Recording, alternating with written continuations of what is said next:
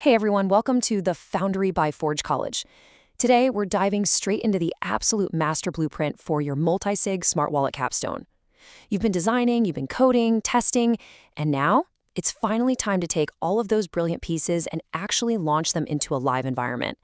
I'm honestly so excited to guide you through this explainer because, well, this is exactly where your code becomes reality. So, as you probably remember from our previous lesson, we just moved past that rigorous security testing and audit phase. That means your code is totally locked down. It's battle tested. We're now officially sitting at the launch pad for your capstone deployment. This is the big one, and looking ahead, getting this right perfectly sets the stage for our eventual leap into the really fascinating world of account abstraction. Here is our mission schematic for today's explainer. We've got 5 logical stages. First, the multisig launchpad. Second, deploying to the testnet. Third, running end-to-end flows. Fourth, assembling your final package. And fifth, verification and next steps. Let's get right into it. All right, starting off with section 1, the multisig launchpad. Look, you simply can't deploy if you don't know exactly what you're packing into the payload, right?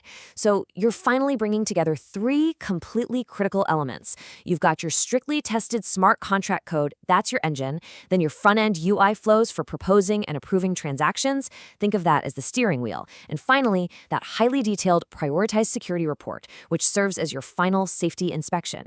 These aren't just isolated homework assignments anymore. They're coming together right now into one cohesive functional unit. Moving right along to section 2, deploying to the testnet. All right, this is where we actually transition from theory in our local environments into practice out in the wild.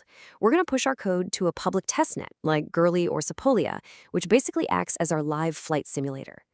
Think of a deployment transaction like getting an official, totally undeniable tracking receipt for dropping a highly secure, indestructible vending machine right onto the blockchain.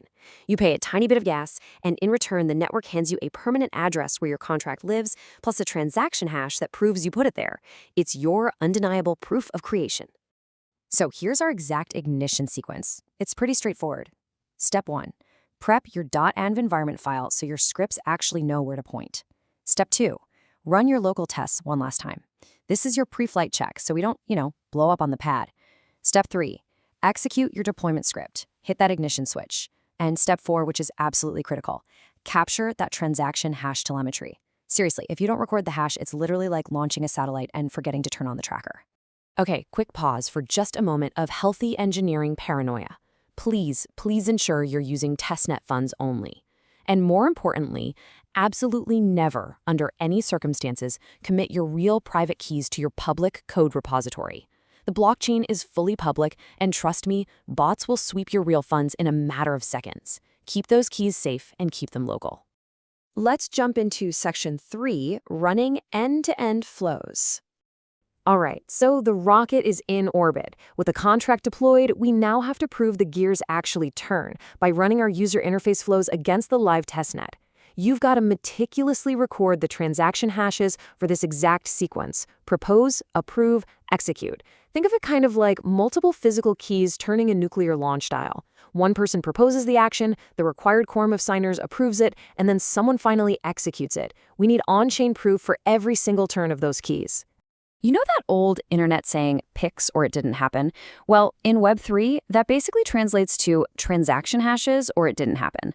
A single failed execution usually points to a structural flaw in your logic. So when you finally verify that status equals success on a block explorer, man, it brings an absolute wave of relief. It's the ultimate validation that your smart contract does exactly what you designed it to do. Next up, section 4, assembling your final package. Okay, now comes the paperwork. Compiling your mission report and capstone deliverable is vital.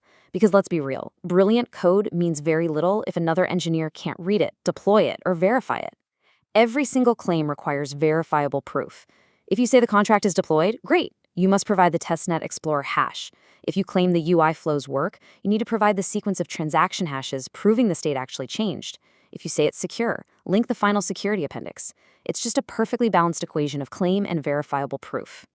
All of this dictates your actual repository structure.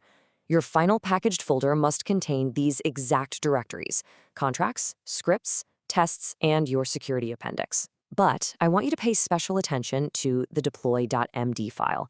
This serves as the master log of your deployment addresses and network configurations. Basically, it's the treasure map you hand over to the evaluator so they can retrace your exact steps.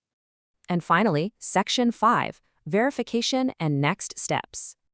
All right, before we call this capstone a complete success and pop the virtual champagne, we have one final systems checkpoint to ensure your entire blueprint is perfectly reproducible. A failing capstone usually relies on the oldest excuse in computer science. Well, it works on my machine.